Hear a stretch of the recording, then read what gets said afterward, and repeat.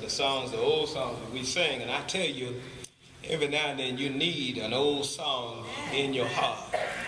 See, people get on your nerves. And sometimes you just got to say, you know, sister, I feel all right. Sister Moore, they'll bug you half to death. You just say, I feel all right.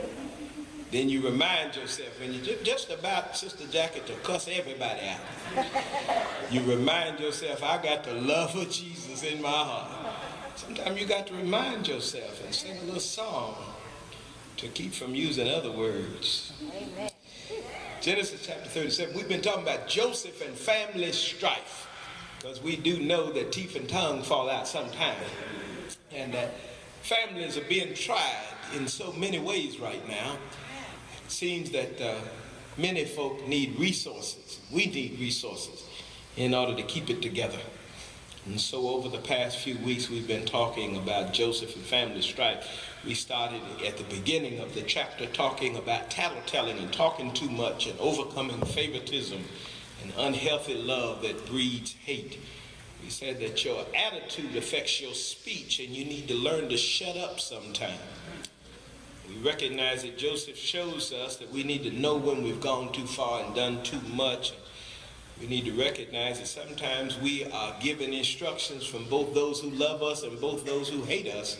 We can recognize when it comes from more than one source that we really ought to pay attention.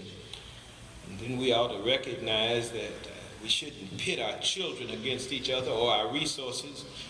We ought to have our thinking higher. We can't practice stinking thinking. We can't practice that thinking that is negative. We need to move forward in the positive, knowing that our lives can affect our future. We need to tell the truth. And so this week we find, once again in this family saga, we find Joseph as his brothers are now upset with him because he is projecting, he is prophesying that his future will be great and that they will bow down to him. And so we find him now in the story where his father has sent him to look on his brothers and bring back, Sister Nora Green, a report in terms of their work. And so afar off, even while he was yet coming toward them, they started plotting to kill him. They were bothered with their brother. They were mad at him. They did not like his dreams. They did not like his prophecy. And so they are now bothered with him, and his mouth and his conversation about his future had bothered his brothers. And so we can figure here that there is some family strife. And so as we look into chapter 37, verse 21 through 22, we see it says here in the text, and Reuben heard it, and what he heard, I'll just start a little higher so that you can recap what he heard. He said, come now therefore and let us slay him and cast him into some pit. And we will say some evil beast hath devoured him, and we shall see what shall become of his dreams. And Reuben heard it, and he delivered him out of their hands and said, let us not kill him. And Reuben said unto them, shed no blood, but cast him into this pit in the wilderness, and lay no hand upon him, that we might rid him out of their hands, to deliver him to his father again. And so, number one, we ought to speak up for life. We ought to speak up for life. Reuben recognizes that there's something tragic about to happen. Reuben can see that they are about to commit murder on their brother, and so he intervenes and speaks up and said, we ought shed no blood. Now, it may seem to us that these are new words, but if we recognize in the text, we have found these words before, because God has taught even Adam and Eve's children, Cain and Abel, that the shedding of blood should never happen. One of the things that we ought to protect in our society and in our church is our blood. The blood is so important in the church that we recognize that Jesus shed his blood for us. He allowed us to recognize that there is such precious life and power in the blood. The old church, thinking of old songs, they used to sing a song, there's power in the blood. There's wonder-working power in the blood. Our life is in the blood. And so here his brother recognizes that they ought not shed any blood. Some people have asked me over the years, and in the Pastor T and me in those sessions where people come and ask questions, some people have asked, Sister, whether or not it is okay for us to have abortion. It's one of the questions that oftentimes some politicians and preachers try to stay away from because they don't want to answer the question. Oftentimes, you know me, I always try to check the text first because I want to make sure, Sister Wood, that I'm in the Bible. And so there's not a whole lot of scripture that deals with abortion in the sense that we use it today. But one of the things that we can recognize that gives us evidence that we ought to be careful with regards to these kinds of issues is this whole idea of shedding blood. We should never shed the blood of another. It's always important for us to make sure that we're speaking for life and not for death. Because as we become those who speak against life, we speak not only against ourselves, but we speak against our God. You say, well, Pastor, how could that be against God? It's against God because in the first few chapters of the Bible, we see God as he steps down to create, to separate, but as he separates the dirt from the water and the trees from the earth, he then decides that he will not just speak when it came to creating us, but he stooped down and created us in his own image with his own hands. And so therefore, Sister Brooks, we ought to be careful when it comes to something that God took so much particular care with. He took time to create us. Now, I'm going to tell you, I'm probably one of the most cynical people that you ever wanted to meet. I know that I have a sarcastic, at times humor, and there are some times when I might find some funny things out of just ordinary life. And then I think if you know me well enough, you recognize that I struggle with people. Because sometimes, I tell you, Sister Ruffin, folk can get on your nerves. And sometimes I feel, just like I was preaching last Sunday, sometimes I form opinions before people come. I'm just testifying. Brother Tracy, you don't have to look at me like that because I know that many of us form opinions before we ever speak to a person. There are people that we see in the grocery store and we form opinions about them. There are people that we see on the street corners, we form opinions about them. And oftentimes we have things to say about them. And you know, as big as I am, when I see somebody bigger than me, sometimes I chuckle. And so sometimes we do that and we're not honest enough to really say that it's the truth. But you know, it's the truth we talk about, folks. There's more than one way to shed blood. There's more than one way to hurt somebody. There's more than one way to diminish somebody. And so here we recognize that Reuben shows us that when we see death impending, when we smell blood, we ought to speak up for life and not for death. Not only should we speak up for life and not for death, we notice here also that what happens after he mentions this to them is that they decide in verse 23, as it came to pass, so he said that we should, not shed blood, just throw him in the pit. And so 23 said, and it came to pass. In other words, they followed his plan. And when Joseph was come unto him, and notice again that they plotted this even before he got there. When he gets there, they then stripped Joseph out of the coat of many colors that was on him. Remember, this was the coat that his father made for him. And now his brothers have taken it off of him. And so we not only ought to speak up for life, but we ought not strip people of their blessings. Amen. We ought not strip people of their blessings.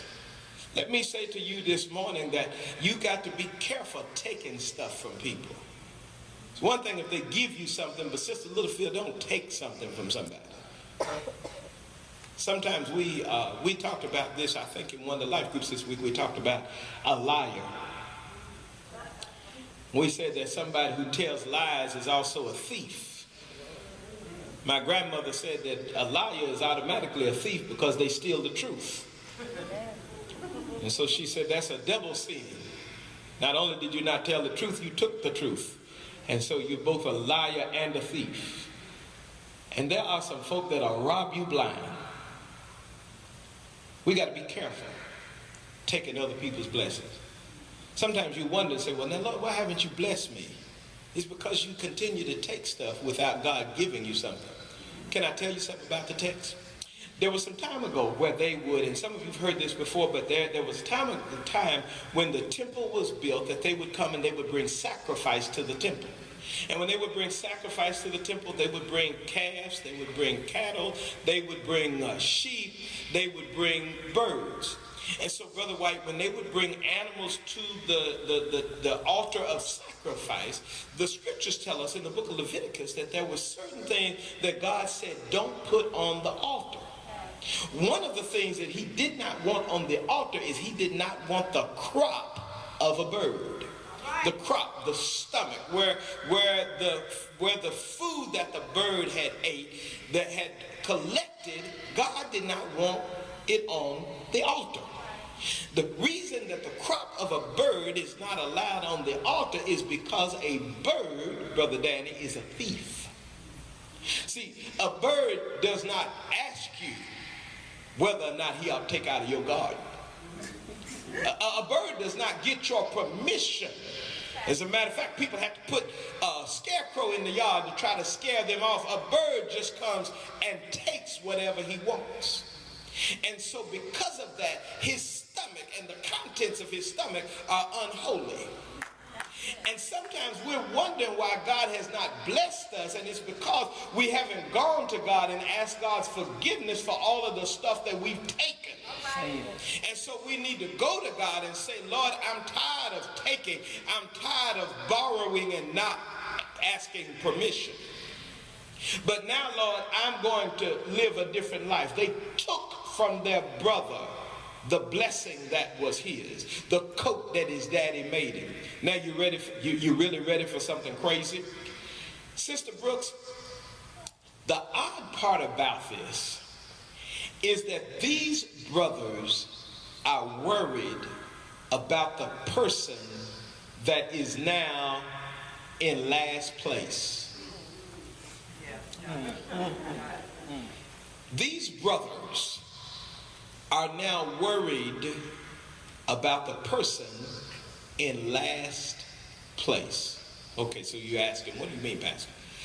I mean that traditionally it was the first son who received the blessing and the major part of his father's inheritance.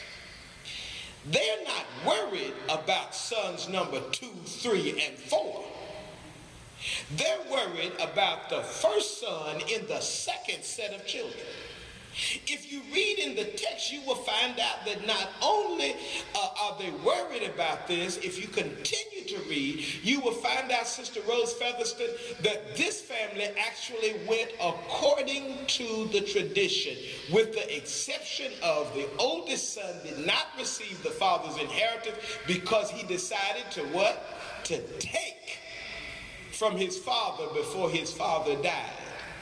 So the inheritance of Jacob ended up going to his second oldest son, but not to Joseph.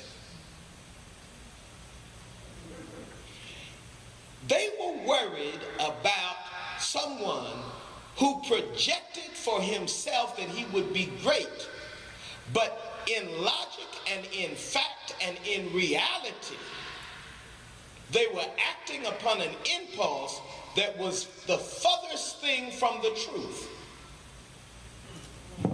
I got to help you. They were plotting, and they were trying to figure out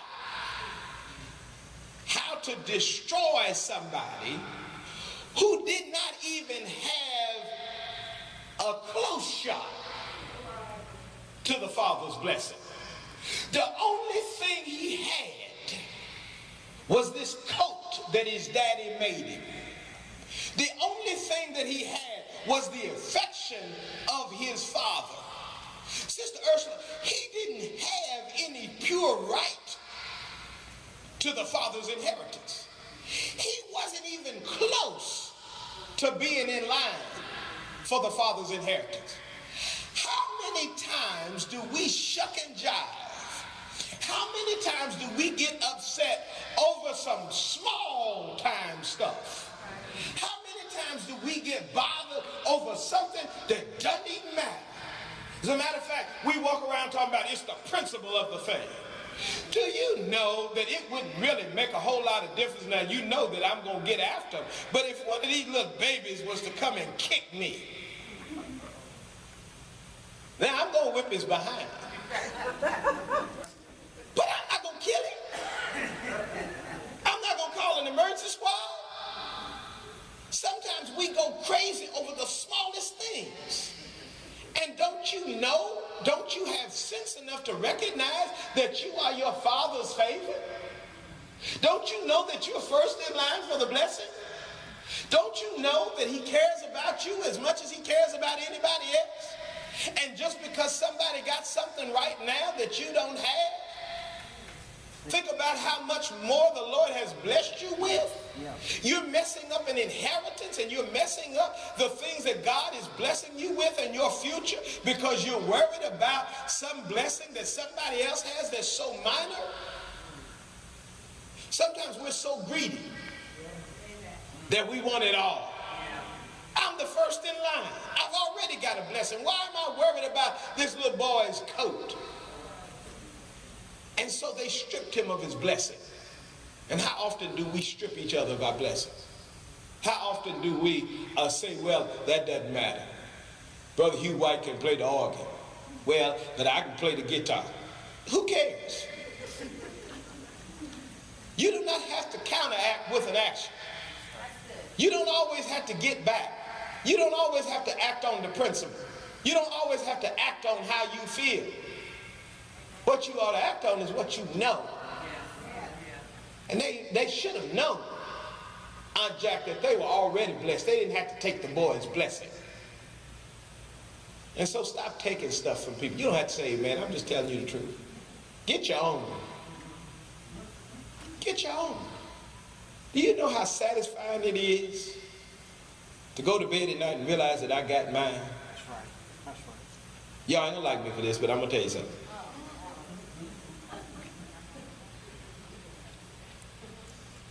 The TV that I watch, I paid full price. I paid full price because the Lord gave me full price money. I didn't get it on sale. I didn't get it as it was falling out of a truck and I caught it. I don't have Boost cable. I don't have Boost TV. If I had some stamps, I'd have my own. I didn't buy none 50 cents on the dollar. The shoes I got on, they belong to me. This suit, although too big, it belongs to me. Didn't take it from nobody. Didn't creep in. The wife I got, she mine. You just don't know the feeling. To go to bed at night and recognize that everything I got actually is mine. Now, why am I telling you this? Because you say we in the church. And so I'm sure Sister Chelsea Turner, there's some folks sitting here saying we all good Christian folks. You know we got everything we got, we paid for. Some of the biggest boost folk is up in the church. You don't have to say, man, I know I'm telling the truth. Church folk looking for a deal. Trying to figure out how to get it cheap, how to get it free. I wish some of y'all would get delivered from willing and dealing and recognize that God has blessed you. He's blessed you to be able to pay full price. Now think back over your life and all of the stuff you got half price and all of the stuff you got from the 5-finger discount. Do you still have it? Nope. Is it still working? Just think about it. You're doing all you can and you're still broke. If you would just do what God has told you to do, you'd be able to wake up in the morning with a smile on your face, recognizing that I might be sleeping in a tent, but at least it's my tent. Have some peace of mind because the Lord has blessed you. And so sometimes we've got to recognize that I'm tired. I'm tired of taking other people's blessings. But I want a blessing of my own. I want something I can keep without fear. I want something that no matter what, no matter who comes, I can be proud and think the Lord has blessed me with it. Whether you got a Louis Vuitton or a knockoff Louis Vuitton, at least pay for it. That way you can just walk and say, God has blessed me and he's given me and he's done for me. Stop trying to take other people's stuff. Not only is it not your stuff, it's not your season, it's not your size. And that's why you're never comfortable with it. You might say, well, I felt comfortable when I did it, but you felt uncomfortable later. And so in order for you to feel comfortable with it, wait your turn, stand in line, get it when it belongs to you. And when it belongs to you, then you'll recognize and you'll say, no man can take this from me. Yes. See, the things that are really important in life are things that you cannot buy anyway. Because when it boils down to it, no matter how many TVs you got off the truck, no matter how many clothes you got half price, when it really boils down to it, what you really want, and I don't expect you to say amen because I'm getting ready to tell you something that you don't want to hear. What you really want is you want to be happy. What you really want is some joy in your life. What you seek is some peace and some rest.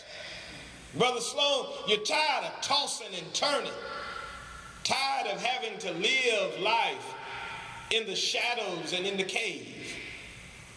And so let me give you permission today to finally come out of the shadow. Let me say to you today, finally, you can return the coats. Finally, you can say, I only want what's mine. I want the life that God has for me. So that I can finally have something that's inside called joy. And the joy that the Lord gives is a joy that the world cannot take away. Because contrary to popular belief, joy is not in your flat screen TV. Joy is not in the car that you drive. Joy, unless you're married to joy. But joy is in your heart. And joy ought to be something that nobody can take away. Don't strip other people of their blessings, because what goes around comes around. The Bible put it like this: you must reap what you sow, for God will not be mocked. But then look at verse 24. And they took him and cast him into a pit, and the pit was empty. There was no water in it. Speak up for life. Don't strip people of their blessing, but then don't put people down. Don't put people down. Don't you know that we reap what we sow? We should never strive to place another in harm. We should seek to build others up. Because you know what? People say it's lonely at the top. It's lonely at the top, Brother Malachi, because if you push everybody else down, if you stand on everybody else's shoulder to get to the top, what you ultimately find out is you're there all by yourself. Because you put so many people down. And it gets to be very lonely when you find out that you don't have any friends. Could I submit to you a different model? Maybe some of you have heard it before. But Deacon Johnson, I've heard in the church a long time. I heard people pray. And I've heard them pray and they say, I'm going to pray like David. They say, Lord, bless me. They say, make my enemies my footstools. God never told us to pray like that. David prayed like that, Sister Magwood, but God never told us to pray like that. As a matter of fact, Jesus taught us to pray like this. He said, forgive me as I've forgiven those. Forgive me my debts as I forgive my debtors. Forgive me my trespasses as I've forgiven those who trespass against me. He didn't teach us to pray that the other folk folk who've done us wrong and the folk who owe us money. He didn't tell us to pray that they die. He didn't tell us to put them down. So let me show you another model. Rather than to pray that God take your enemies and make them your footstools, how about, Sister Spencer, that we might finally say, Lord, take my enemies and make them my friends. How about you take my enemies and make them my friends? What kind of God do we believe in? Is he a God of power, or is he some little matchbox God? Because if he's big enough, then that means I don't have to be jealous against nobody. That's right. If it's big enough, I don't have to worry about the haters. If he's big enough, I don't have to worry about what you got, because he's big enough to give me what you have. If he's big enough, I don't have to worry about your coat, because I got a coat. And if I'm not wearing it right now, it's on the way. If God is big enough, I don't have to put you down for me to look better. But if he's big enough, then I want to be blessed, and I want you to be blessed. I want the same mansion that you want. But I want my mansion to be right beside your mansion. I don't have to have mine over yours. All I want is what I want. And you can have your oatmeal in your house, and I can have my cream of wheat in mine. As a matter of fact, the model that I'm showing you is a better model. Let me tell you why. Because if my enemies are beneath me, and if everybody is under me, and I'm on top by myself, then that means any time that a storm comes in my life, I don't have anybody that I can call for help. I am so glad that Curry lives around the corner from my house. I'm so glad that Saunders lives up the street from my house. Because the last few days as Kelly and I were moving in, I recognized that I needed to get a vacuum cleaner, and so because he lives around the corner, I could borrow his vacuum cleaner when I needed it. I recognized that when I needed a saw, I could call up to the Saunders and say, can you bring me a saw? I realized that if I want a sandwich, I can call over to the Littlefields around the corner and say, could you bring me a sandwich? See, what I'm trying to show you is if I'm on top by myself and I've pushed everybody else down, I can't call them for help. But as long as I'm on top and everybody's on top with me, when I need something and when the storms come in my life, I can call my brother and sisters because they're my neighbors and my friends and the folk that are on the same level. Don't put people down, but pull them up. Push them up, push them forward. Be positive in somebody's life. Stop being negative, but be glad that somebody else is blessed. I'm so glad that you got a Benz. I'm so glad that you got a Cadillac, because I can get a ride every now and then. You ought to thank God that somebody else is blessed. If you like them shoes, thank God that she got them shoes. She might give you them shoes when she get rid of them. Thank God that he's blessed you. Stop taking stuff from people. Wait your season, wait your turn, and stand up with the power of God and thank him, because you are so blessed to see somebody else blessed. Because as long as I can see it, I can dream it. As long as I can see it, I can have hope. As long as I can see it, I've got faith. As long as I know that it's possible, then I can sing like the songwriter and say, what he's done for others, I know he'll do for me. Pass me not, O gentle Savior. Pass me not, hear my humble cry, because I know what you did for them. That's right. That you'll do for me. Don't put them down. Pick them up. Don't shed blood, but speak for life. Don't take their stuff, but get your own. And let the blessings of the Lord be within the family of God.